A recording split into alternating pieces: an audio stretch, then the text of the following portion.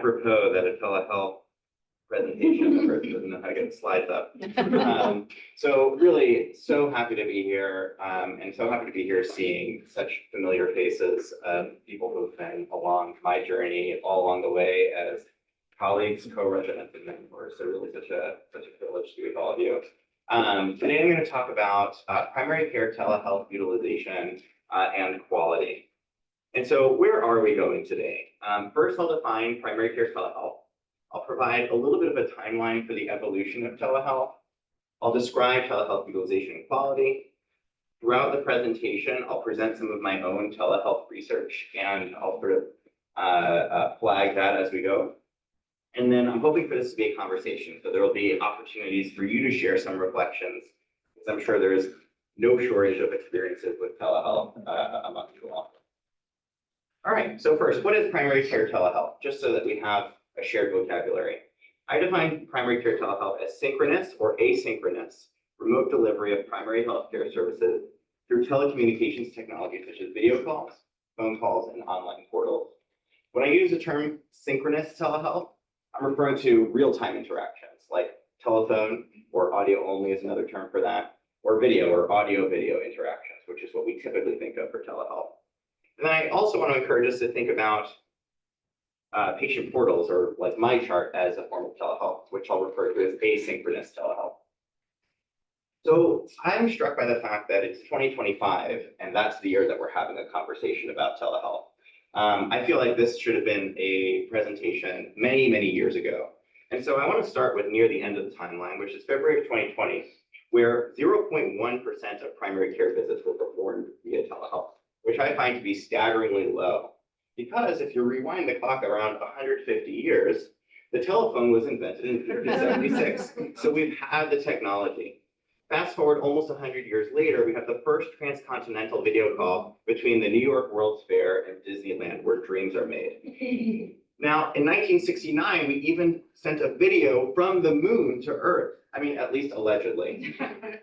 In between all of that time, we built a policy and systems infrastructure that, if there was the imperative, could have scaled telehealth to be an integral part of healthcare and primary care.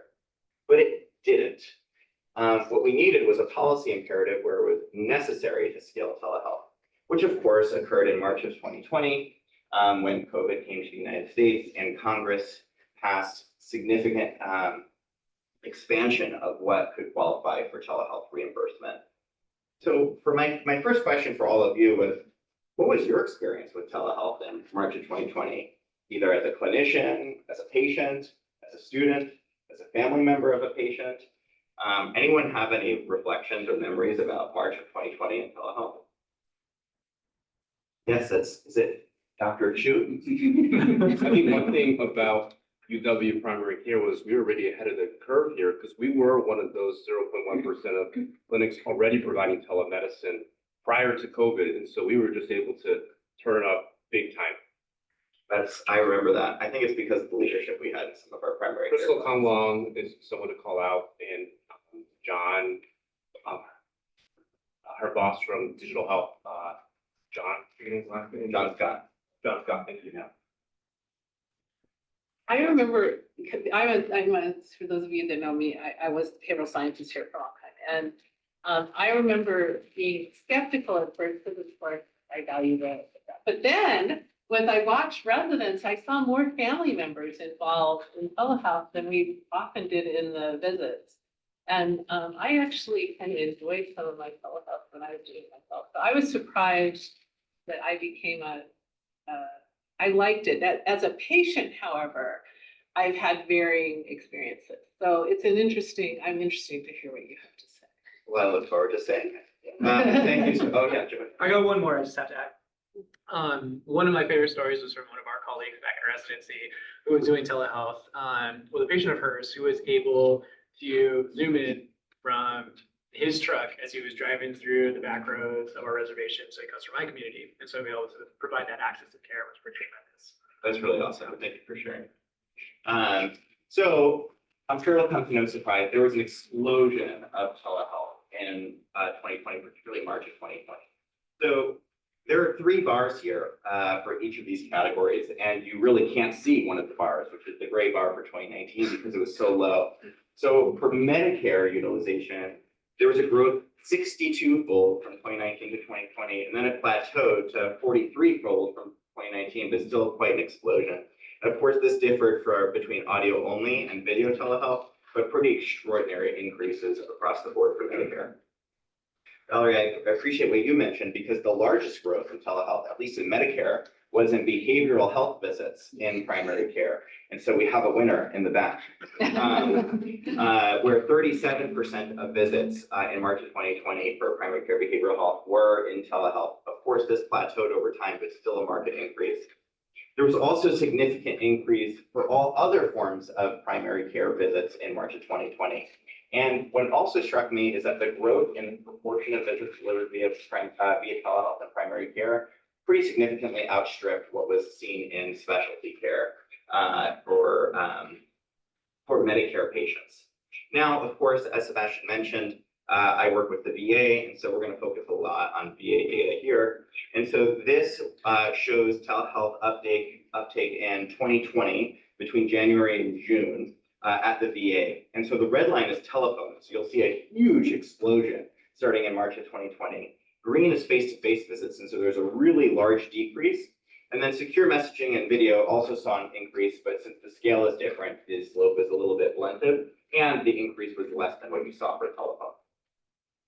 Now, this chart shows the change from 2019 all the way through 2024, and it captures the proportion of visits that are delivered via telehealth and primary care. And so you'll see that even in 2024, almost 40% of visits in the VA are delivered via telehealth, with the majority being telephone and a little less so. VVC and CBT are both 2 different types of video visits.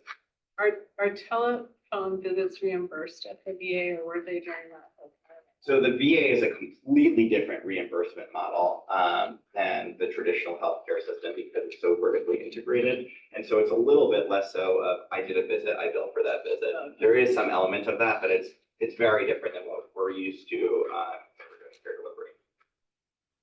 So of course, while there was an increase in telehealth uptake in the traditional healthcare system and in the VA, of people who were previously doing face-to-face primary care, there was an increase in new types of providers that did telehealth only. Teledoc, Doctor on Demand, Amazon got in the space, as you can imagine. And then, of course, the true leaders of our time, Hims and Hers. Now, though telehealth dramatically increased just the overall utilization, one thing that we, the VA, were not seeing in the literature were how were individual patients using the mixture of in-person care, telephone visits, and video visits for their total receipt of primary care. Because maybe there are particular patterns and particular kinds of patients who are using different combinations of those 3 modalities. So that was the first research question we tried to answer. Now, why did we study this at the VA? So first, it's the nation's largest vertically integrated care provider. In 2021, they served 6 million veterans in primary care for more than 54 million primary care visits. They have a true what's referred to as learning health system model. So they have a national operational office of primary care that coordinates primary care delivery for the whole country. And they partner with a research group called the Primary Care Analytics Team that does research projects that are directed to inform policy and care delivery. What's really cool is that the Primary Care Analytics Team is headquartered here in Seattle at VA Puget Sound.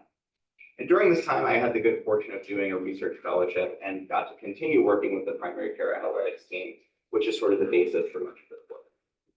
So to try to uncover the common patterns, we had 2 main objectives. First was uncover the common combinations of in-person video and telephone visit patterns for primary care. We studied this using utilization patterns between June of 2021, July of 2022, a period of which entirely encapsulates when the vaccine was available. And then second was identify the types of patients who use each primary care modality mix. So to do this, we use a particular kind of research method called a latent class analysis. And on the left, I have the actual statistical definition, which I find boring and not that helpful. And so I'm going to walk you through a way how I conceptualize latent class analysis.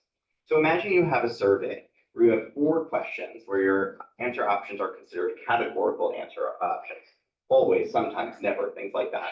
We're asking how often you do particular activities. Hike on the weekend, visit local coffee shops, attend live music, stream shows at home. And let's say a large group of people typically answer this way. You might call those people outdoor enthusiasts. And then a second group of people answered this way. And I might call them urban explorers. Then the last group of people commonly respond this way. And I might call them house cats. Everyone can identify as they wish. I'm a house cat. So this is the methodology we use to identify the common patterns. And I'm going to reveal the common patterns. So we had one group where this was the number of annual primary care visits they had for each modality. I want to call out, we considered not only visits with a advanced practice provider or physician, we included any encounter with the expanded primary care team. For example, if you call nurse triage because you have concern about a rash, we considered that an encounter with primary care. So the first group had this number of annual visits with the standard deviation in parentheses. And me being so creative, I called them many visits, all modalities. Turn down the volume a little bit. You see a similar pattern where we called that group of people, incredibly clever, intermediate visits, all modalities. But what I found most interesting is that there was one group of people that did not use in-person, did not use video, but exclusively access primary care infrequently and exclusively via telephone. So we called that group few visits, telephone only. Now, which do you think was the most common group? Few visits, telephone only. I love that guess. So you're not right, but you're close. So the intermediate visits, all modalities, was the most common. And please forgive the typo. Google Gemini only has so much capacity. But 50% of the patients were in the intermediate visits group. But 45% were in the telephone only group. So a huge chunk of veterans were not accessing primary care all that frequently, but they were doing it entirely via telephone. And the many visits group was a small subportion of 5% of veterans. So next we tried to answer what are characteristics that made someone more likely to be in one group than the other. And to do that, we did a particular methodology called a multinomial logistic regression, which we will not go into the details. But this is a special kind of plot where we compared the odds of being in the few visits telephone only class compared to the most common group, which was the intermediate visits class. You'll see a gray vertical line. Anything to the right makes you more likely, anything to the left makes you less likely to be few visits relative to intermediate visits. And so what we found was that people who identified as white, male, unmarried, lived a far driving distance from primary care, had a high degree of comorbidity, and believe it or not, had optimal internet speed, were found to be more likely to be in the few visits class than the intermediate visits class. And then this was seeing characteristics that made you more likely to be in the many visits class relative to the intermediate visits class, and that was people who had a high degree of frailty, a high risk of hospitalization, and those who identified as Hispanic ethnicity. So my conclusions from this first study is that veterans who use primary care at high visit rates, they tend to use all modalities. So all types of care were important in this period of time. These patients tend to have a high degree of frailty and comorbidity. However, a large group of veterans use primary care infrequently and entirely via telephone. I have Kim Possible up there for Call Me, Beat Me if you want to reach me. All right, and then veterans in all classes use telephone more than video care, which struck me because at the time I felt like the conversation was exclusively telemedicine equals video. And so this underscored the importance of telephone care. Next, our group decided to focus on quality because I feel like so many conversations were, yeah, sure, maybe we're improving access, but how good are the individual visits?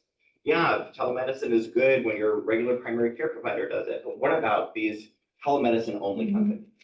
So we decided to study telehealth quality in the VA. So my question for you is, what's been your experience with the quality of primary care delivered via telehealth? I feel like we have someone in the back who's had experiences as a patient. Really? Yeah. It seems like, to me, my experience has been if this problem is really simple, it goes really well. If it's not, it just feels like the communication isn't as easy. And I guess I'm more comfortable seeing a doctor that I know than seeing someone I don't know. For sure. So that's been my experience, but I haven't had a huge amount of experience, just a little. Thank you for sharing that. Any other experiences with the quality of telehealth? I think that, kind of going off of your point that when it's simple, it's a great, way to like expand access and be able to do things for patients, or if there's like no physical exam needed. So I had a lot of stuff like, well, the behavioral health where it's like the physical exam is the talking with the person mostly. But once there's like a physical exam needed, I feel like I unnecessarily order more imaging and labs in substitute of a good physical exam. Anecdotally, that very much resonates with me. Thank you so much for sharing that too.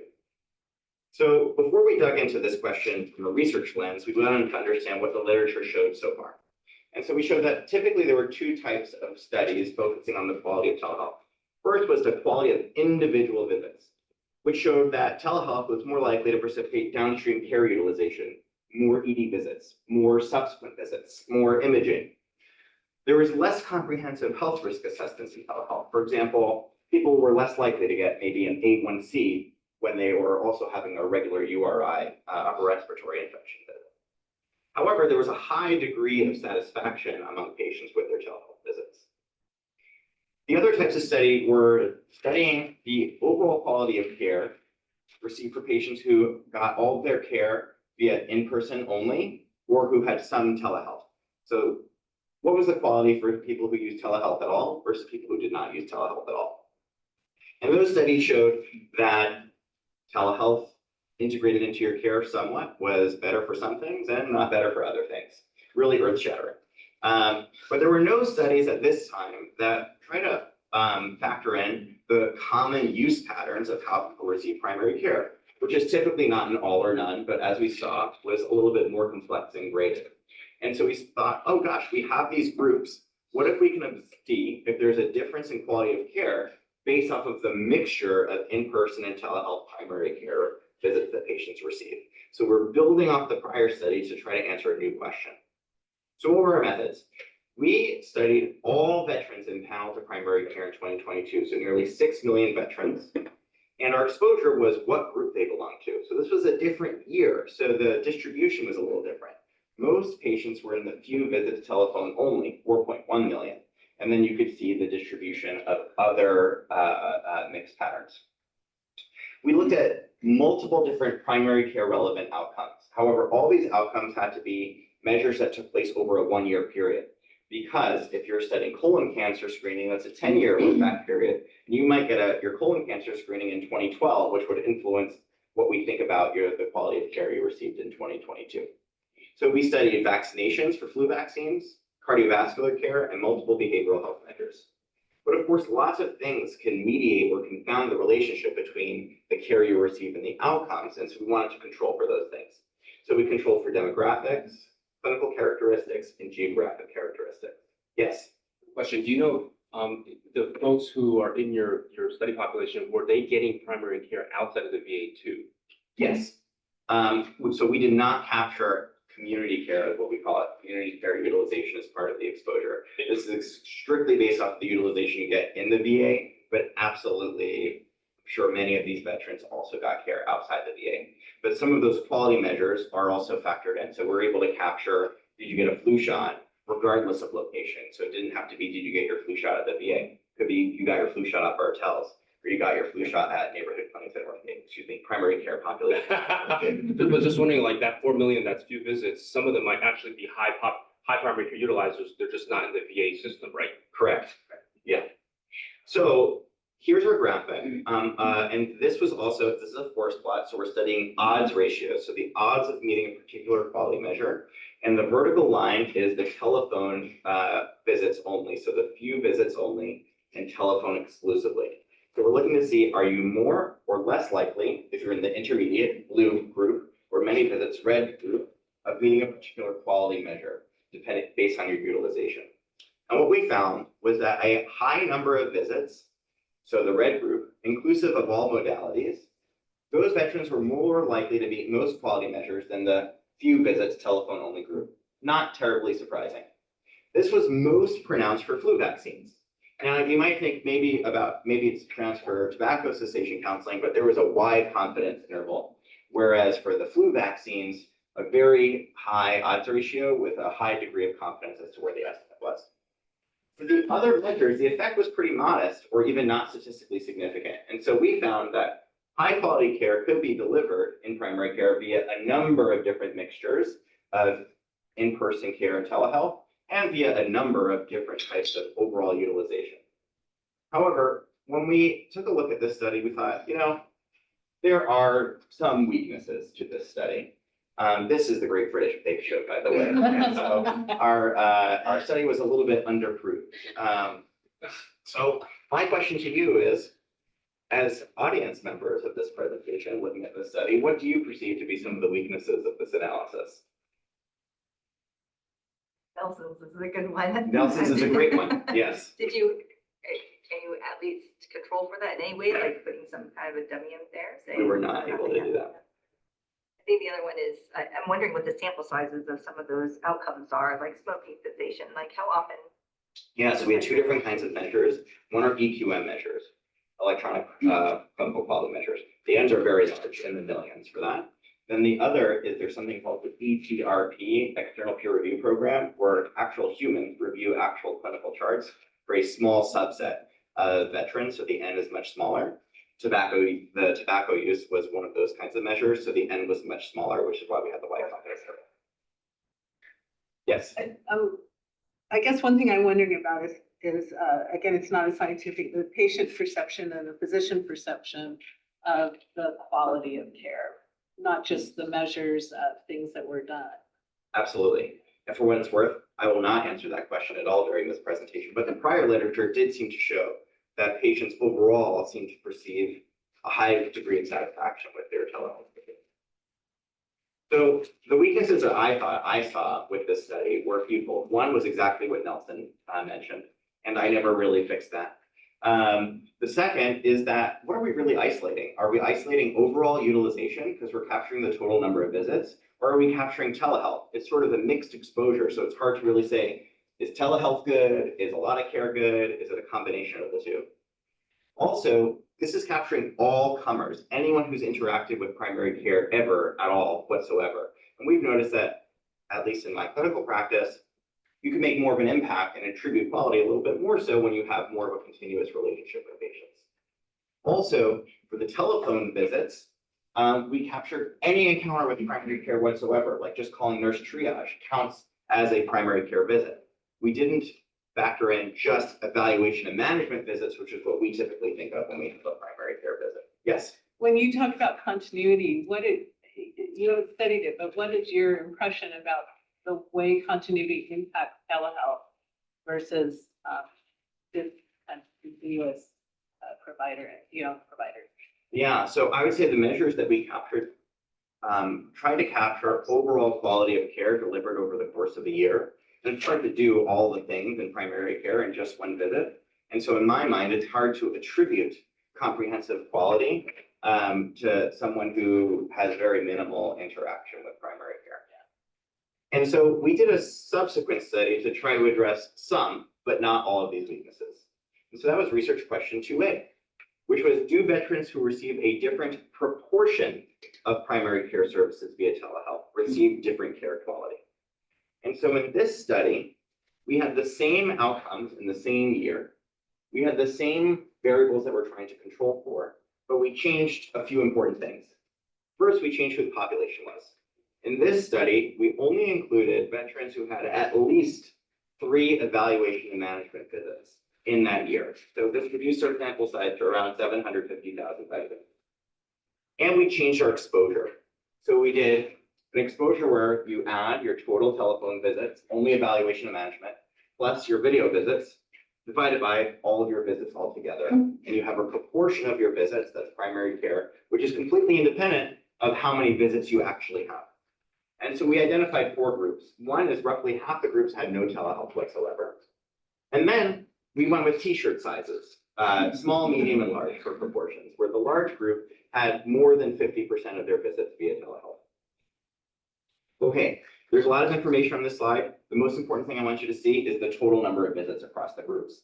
So yes, there's some difference across the groups of the total number of visits they have, but they're not drastically different. It's not like one group is having 3 visits and another group is having 12 visits. We're looking at a similar-ish overall total utilization of primary care.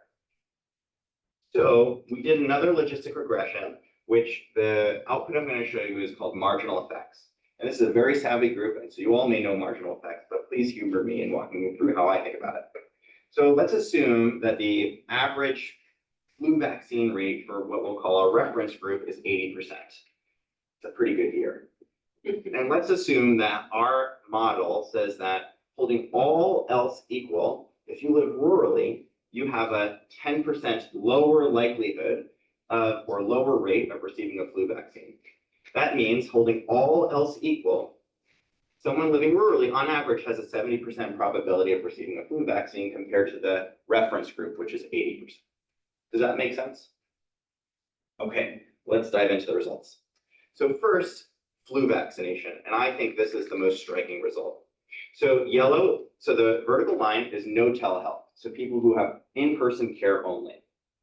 To the right means you have a higher probability or higher marginal effect of getting a flu vaccine. To the left meaning lower.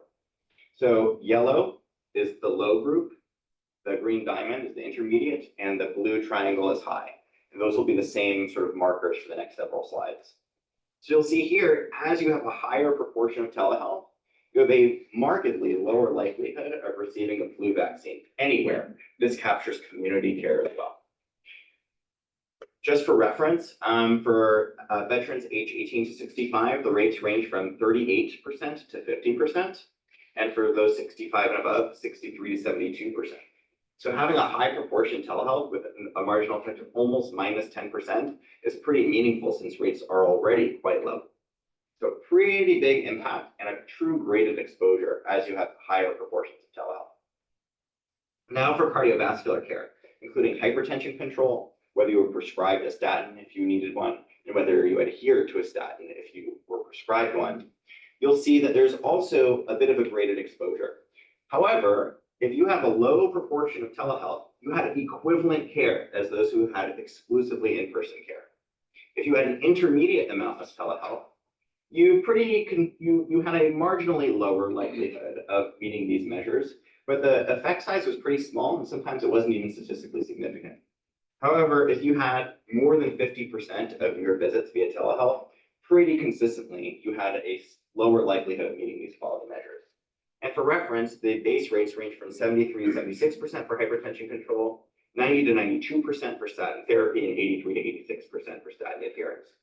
So notice that the largest marginal effect was minus 2%. So minus 2% on overall pretty high performance. And so the drop in quality is consistent, but one could argue how clinically significant this drop is for high proportions of telehealth. And then next is behavioral health.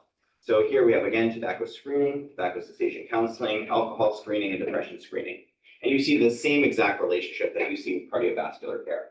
A low proportion of telehealth is equivalent to in-person open care, and you see a consistent drop with some statistical significance, some not for the intermediate, and a consistent drop for the high proportion telehealth. However, overall performance was pretty outstanding, ranging from 93 to 96%, 99%, 94 to 96%, 93 to 95%. So pretty small drops in quality and overall pretty high performance in meeting these measures. And so you see a consistent difference, but one can argue whether there's clinical significance to these changes. So what were my takeaways from this study? First, quality primary care is equivalent between those who receive in-person care only and low telehealth, with the exception of flu vaccines. An intermediate proportion of telehealth is similar or of slightly lower quality compared to in-person care only. But there's a consistent drop in quality for those who receive a majority of their care via telehealth. And this is, of course, most pronounced for types of care that have an in-person component. So there was a movie a while ago called Willy Wonka and the Chocolate Factory, where you can grab a chocolate bar through the TV, which is really cool. But we have not reached that point for things like flu vaccines with telehealth. So Willy Wonka cannot get a flu vaccine via telemedicine visit. And when you have fewer in-person visits, you have fewer opportunities to deliver that in-person care. And this study only focused on flu vaccines, but there are other types of things that we do in primary care that require an in-person component. For example, something that comes to mind is like diabetes monofilament tests to check for diabetic neuropathy. You can't do that through the TV either. And so the bottom line is that quality preventive services and chronic disease management can be delivered via many mixtures of in-person and telehealth use, but in-person visits should probably be the foundation of the majority of care that we provide. Okay, so that's all we're going to talk about for quality. But in my experience, it's not always me or not always the patient necessarily choosing the modality of a particular visit. So my question for you is, either as a patient, family member, or as a clinician, who in your experience decide what kind of visit you're going to have, in person, phone, video, etc. Is it you who decides? Is it the patient? Is it someone else? What's been your experience? CMS. I love it. Very true. Too true. How quickly you want to get in to be seen? Yeah, absolutely. You and your family's schedule, what Absolutely. you have time for, especially if you have dependents. Yes. And I just remember seeing patients on telemedicine who hadn't come in for an actual blood pressure check for quite a while. And I would say, refill it for 1 month, but you have to make it. So sometimes it was me who said, I really. Yeah, so sometimes you're the one deciding. Sometimes the patient or family is saying, you know what, this is the way I can access primary care. Sometimes the clinic says, hey, this is the first time we have an opening. And then sometimes some people just have, Thursday is my telehealth day. The clinic is deciding that Thursday I'm doing exclusively telehealth, and the only option someone has is telehealth. So the facility sometimes has a role. And so we thought, all these studies that we did sort of had a basic assumption that patients were sort of deciding what kind of care they received, but it may be more complex than that. So here I'm just going to show some preliminary data. So this was our third research question. How does primary care telehealth vary by individual facility?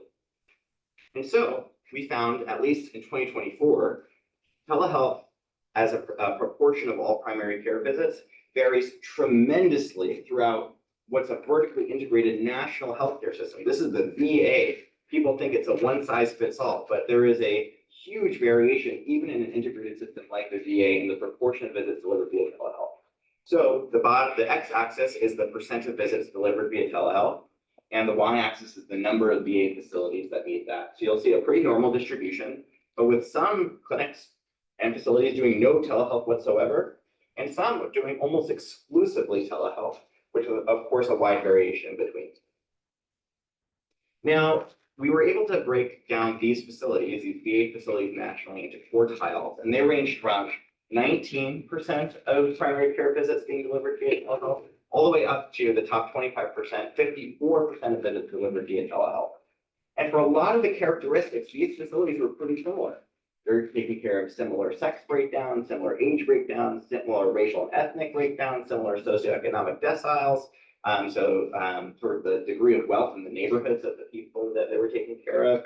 But we noticed a few differences. First, urban facilities tend to be more likely to deliver a high degree of telehealth than rural facilities. And second, the VA, this is an oversimplification, but you might think there's two broad buckets of types of facilities. One is VA medical centers. This is like the one in Beacon Hill, the big academic VA medical center. But the VA has community-based clinics throughout the United States. And so we found that the big VA medical centers were doing much more telehealth for primary care than the community-based clinics. When we looked at the clinical characteristics were really quite similar. So far, we've just seen that urban centers are more likely to do more telehealth, and VA medical centers are more likely to do more telehealth than the community-based clinics. So this brings me to, what are some next areas of research? If I were to come do grand rounds a year from now, what am I going to update you on what we've been up to? So there are three things that we're working on right now. One is, do facilities with a larger share of primary care telehealth have higher overall healthcare utilization and costs?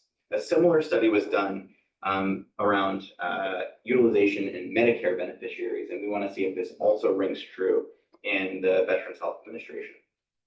Two, those studies about the proportion of telehealth delivered via primary care for individuals, we studied quality. Now let's also study utilization costs. Do those who have a higher degree, individuals who have a higher degree of telehealth, do they have differences in total utilization and total cost, like Natalie had mentioned? And then third, we talked about all these different factors that drive what kind of visit someone's having. And there are some statistical methods where we can determine where is the largest share of this variation coming from? Is it the patients who are driving the most variation? Meaning, is it their choices driving whether they're having telehealth or in-person visits? Is it the clinician, like Dr. Tanner, saying, hey, you got to have this visit via telehealth if you want me to renew your medications? Or is it the facility that's just deciding what's our strategy around in-person and telehealth care? And where are they deciding to commit most of their resources to? So those are the 3 lines of research that we'll pursue in the next year. Now, we just talked about synchronous telehealth, but you'll remember about 5 years ago in my first slide, I talked about synchronous and asynchronous telehealth, that being patient portals. And I'm going to show a video and you tell me if it resonates with you.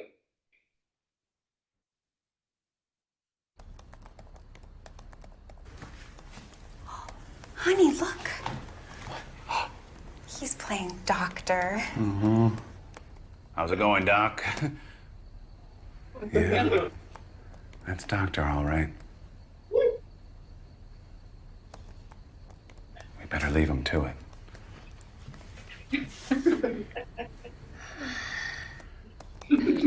Athena Health. It's time to let doctors be doctors. I have no relationship with DFM other than admiration for their commercial. So what's been your experience as clinicians or patients with patient portals like MyChart? Has it made up a significant portion of your identity as a primary care clinician? Has it been a significant way for you to access your primary care clinician? And in what ways have you used it?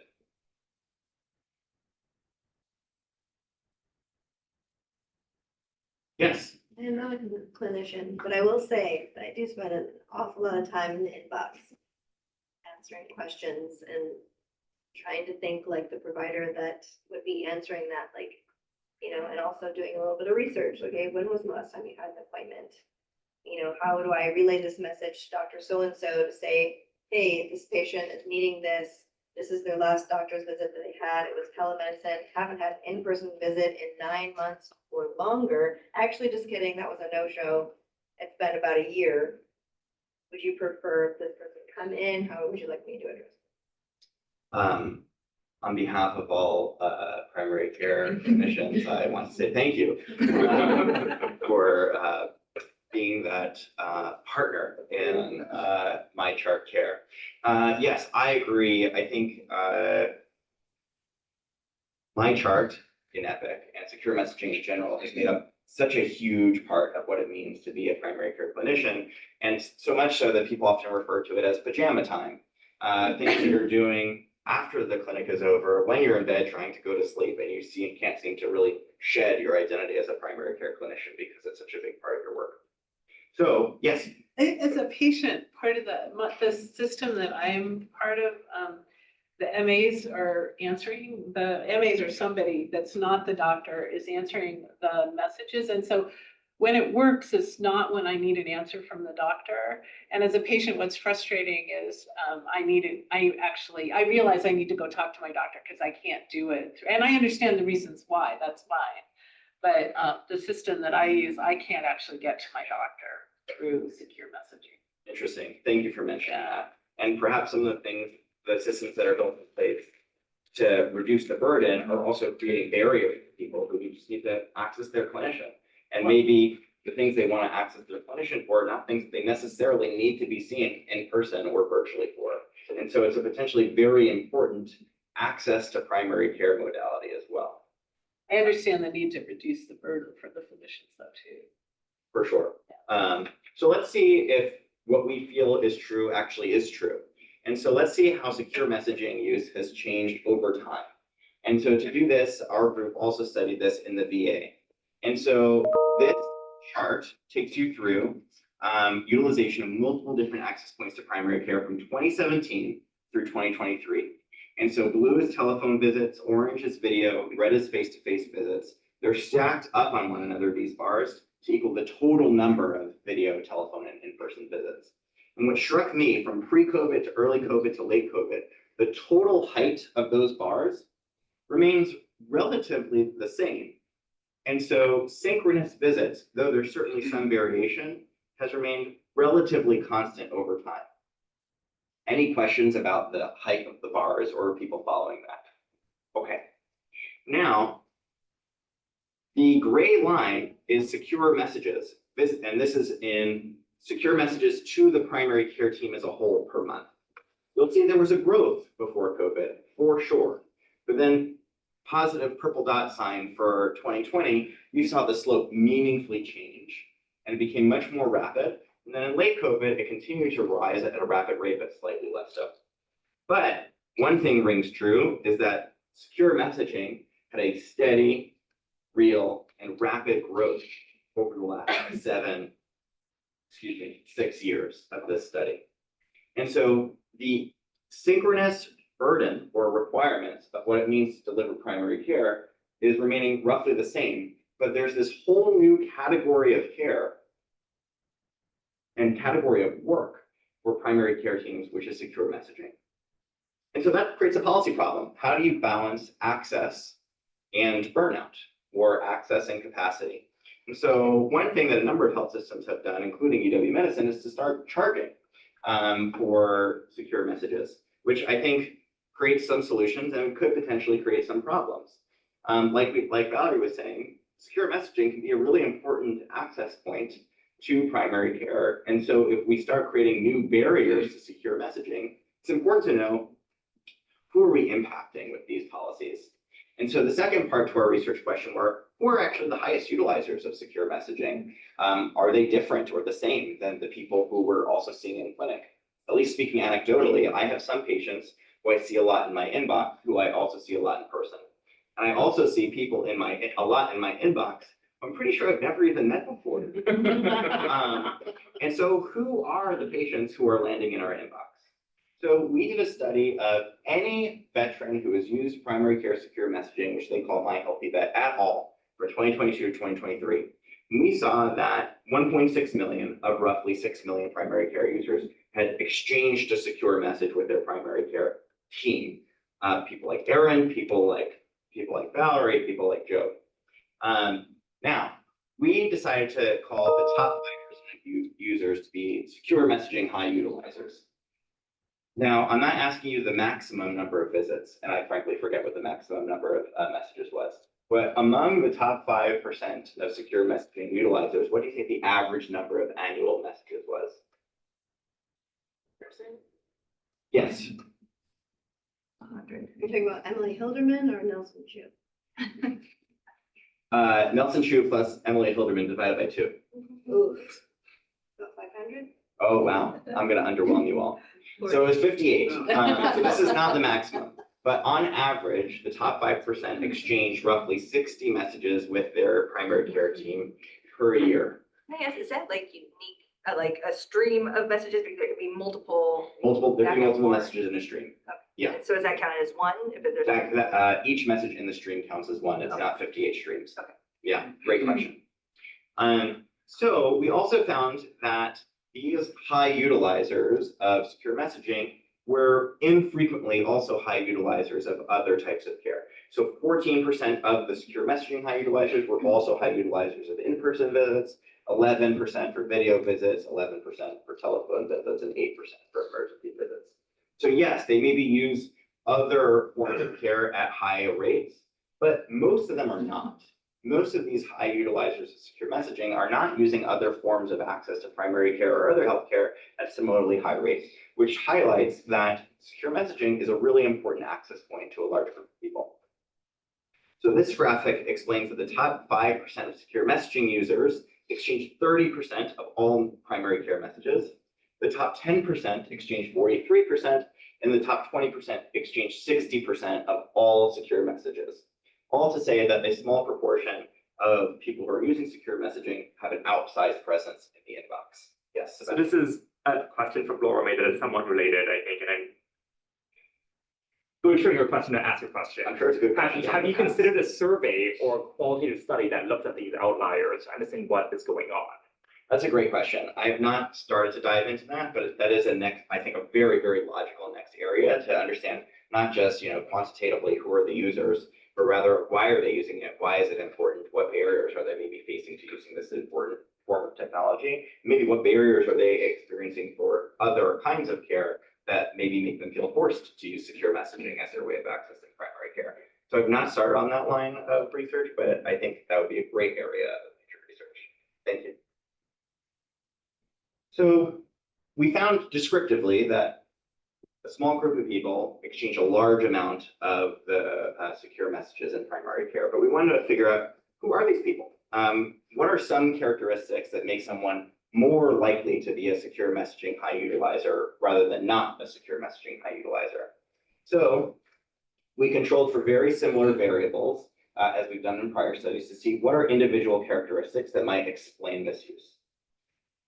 So what we found is that there are certain types of individuals or certain characteristics that make you more likely to be a secure messaging high utilizer. Actually, contrary to common belief, being older makes you more likely, holding all else equal, more likely to be a secure messaging high utilizer. High degrees of frailty make you more likely. Maybe it's challenging to get in person, and this is a more accessible access point to primary care than getting into a car and going to the primary care visit. High degrees of comorbidity, so people with lots of medical conditions are more likely to use secure messaging at particularly high rates as an access point to primary care. And people who live with various mental health conditions are more likely to use secure messaging at high rates. What also struck me is what made someone less likely to use secure messaging at high rates. And this, unfortunately, are some themes that we've seen in other elements of healthcare. People who come from minoritized healthcare, minoritized groups such as people who identify as Black, Hispanic, Asian Pacific Islander, or Native Hawaiian, consistently were far less likely to be a secure messaging high utilizer than people who identified as white. And so people who have true healthcare needs and high degrees of healthcare needs are more likely to be in the inbox, but maybe some of the barriers we see throughout healthcare also exist in secure messaging. Which brings me back to our timeline. So telehealth is clearly a major part of primary care delivery, And we're still figuring out, where does it fit in our healthcare system long-term? So Congress has not passed permanent expansions of telehealth.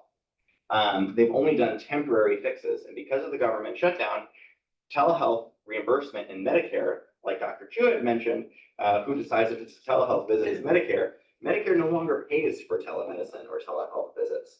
And that expired in October 2025.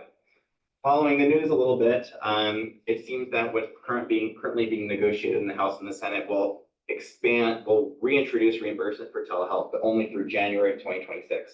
So it's possible we will be reimbursed again for telehealth in Medicare, but again, only temporarily.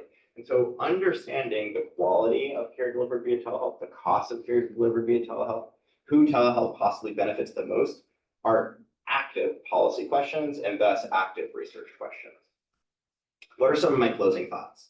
So telehealth is a sustained and substantial portion of and key access point to primary care. And high quality primary care is viable via many mixtures of in-person and telehealth services, but probably should not consist of the majority of primary care that patients receive. It's important to discern how individual and facility level telehealth use variation influences overall care utilization and costs as we think about ways to control costs of our ever-growingly expensive healthcare system. Secure messaging is a growing platform of primary care, both A, work burden, and access to primary care services, but that access seems to be inequitably distributed. And I just shared a bunch of studies that we worked on, not one study, which I think reflects to me the importance of how research in any topic, including telehealth, is incremental and also important for informing real life reimbursement and care delivery decisions. And so research, though takes place often in the realm of academia, has a real role in policy decisions. I was the one fortunate enough to be with you all today, but I did not do this work anywhere close to alone. I was really benefited from people inviting me in, where I not necessarily was needed, but I was welcomed, and I was coached on a lot of the things extensively that I presented today. So I wanted to thank everyone who's been a part of my collaborator and mentorship team, who've all been part of this work. And that's all I had for you today. So I'm open to any questions, but thank you all very much for your time.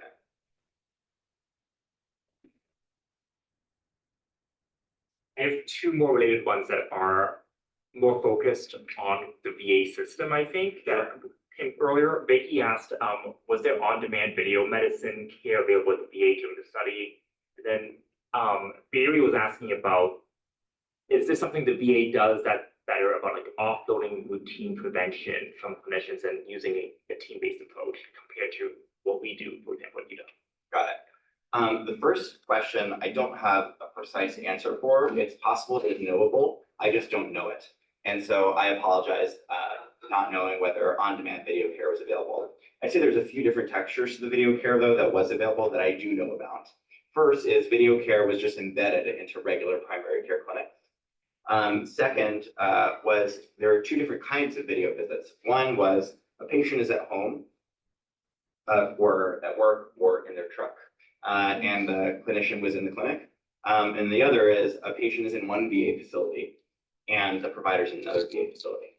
And then lastly, the VA had these dedicated programs where they built in areas where there was low internet capability, where they had vans that had telehealth capability so that you can go someplace closer to your home. That was a temporary site where you could do a telehealth visit with someone that was remotely available. That was one proactive plan that was made. But I don't know about on-demand video. Second question was about some of the primary care services. And so I'm not sure if I'll directly answer that question, but I am a former primary care clinician at the VA. And one thing that really struck me, not necessarily that it's not done elsewhere, but it's very much programmed into the VA, is that much of the preventive care is not something that ever really crosses my desk. For things like depression screening, alcohol use screening, et cetera. I don't need to ask someone to do it. It is just part of the rooming process. And it only comes to my attention if it comes back positive. And so I think we often give clinicians too much credit for the achievement of good primary care, where really success is defined by the team-based approach. And I think that is something that the VA has systematized into the delivery of primary care. Yes. I have to follow up on that point. So in these telehealth visits, where does that screening happen? If at Less all? so. And so it's in my experience clinically with telehealth visits, that same rooming process did not occur. And so there may have occurred during the in-person visit, or maybe different workflows were developed, like stuff via email that maybe I was otherwise unaware of, so that there wasn't first a rooming with a medical assistant via the video and then transition to me. They developed other workflows to achieve the same thing. If I could just add on to that question, the question I had earlier was wondering a little bit about how long some of especially the phone visits take. And I think what I'm hearing is there's probably going to be less problems that are addressed in that phone visit, I'm guessing, than in person, or do you know? Because I'm just seeing how much maybe takes place in a person visit. I'm recognizing, if I were when I'm a patient, I'm only a patient, and I see my doctor, I cram in everything I possibly can. Yeah. Which I know annoys my Want their doctor. own. Yes, I am. No one will see me, I know. I understand it much better now. Yeah. So I don't have the best research-based answer to that question. I would imagine a lot of people in this room would answer that question differently as to, in their experience, how they handle telephone versus video. There was one study that we had the opportunity to do that we didn't really quite take to fruition. But what we did is we did a chart review of visits that took care of either hypertension at all or diabetes at all. And we looked at two things. One was the number of problems that were put in the assessment plan in the notes, because maybe hypertension was addressed, but maybe it was addressed along with many other things. And then was a change made to the medications? I don't have the results off the top of my head, but what I recall is in-person visits had many more problems in the assessment and plan. But we actually saw no difference in whether or not someone had a change made to their medication in a video visit or telephone visit or in-person visit. Because, for example, in a telephone visit for hypertension, you can report what your home blood pressures are, and and you can make decisions based off of that. And so maybe not for the total number of things, but you might be able to do more than you think in a telephone call if you have the robust data to sort of inform what's done during the call. Yes. I was curious with the individuals that were these kind of studies through the VA.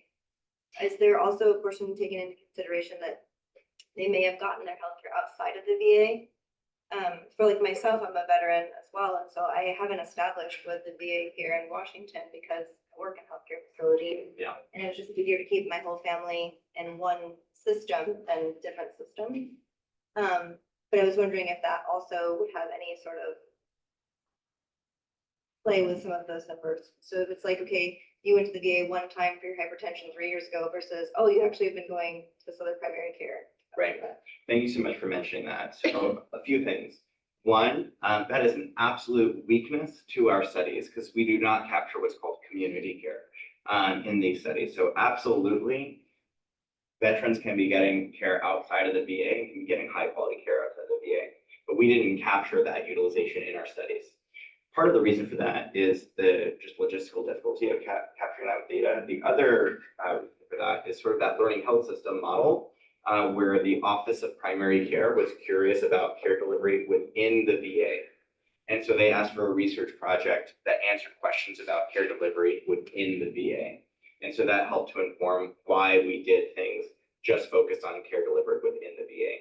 The last piece I'll say is, since you mentioned hypertension visits 3 years ago versus outcomes now, we did try to address that because we only looked at exposures for 1 year, outcomes for the subsequent year, rather than much farther look back periods. Yes. Hi, I'm a first year medical student, and one of the concepts that I've learned about just in like my community spaces that I work in is something called culturally responsive or culturally competent care. And so I'm really curious about next steps you're thinking about going into when it comes to secure messaging, because you particularly saw a disproportionate use of secure messaging amongst racial demographics. One of the things I think about is the desire to be understood when you're a patient. And these different forms of communication, when you're in person and you can see body language, when you're doing video messaging and you can see body language, or otherwise, versus needing to type out something to ensure that you're clearly understood for whatever your request might be. So when I think of just like language access or like language justice as a concept, it's like one niche way in which I think, are we missing something there, or is it something totally different? But it sounds like you absolutely captured like the clinical piece, which I'm still learning about. So first of all, wow, what an incredible question. That's my time. No. And so I had the opportunity recently.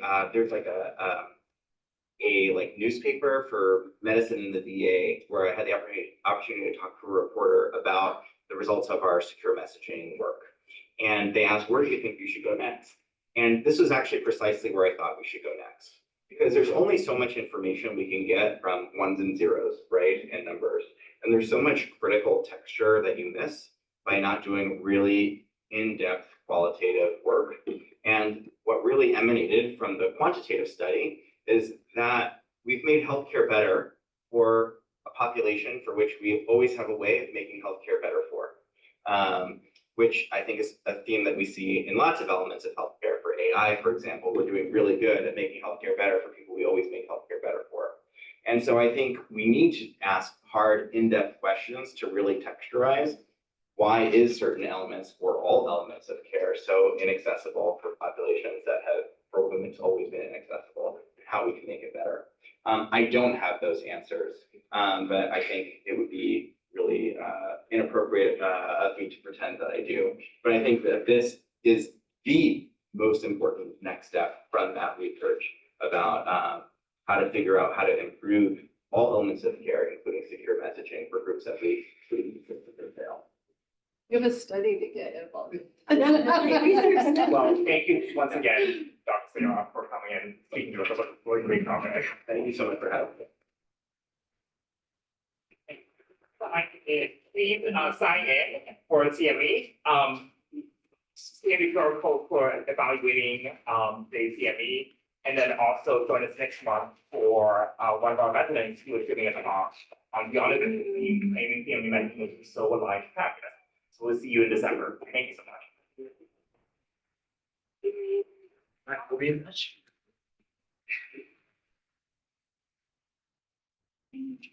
Thanks. Hey, guys. Oh, yeah, good to see you too. Okay. Oh, yeah. It's going good, Dr. T, how are you? Yeah. Yeah.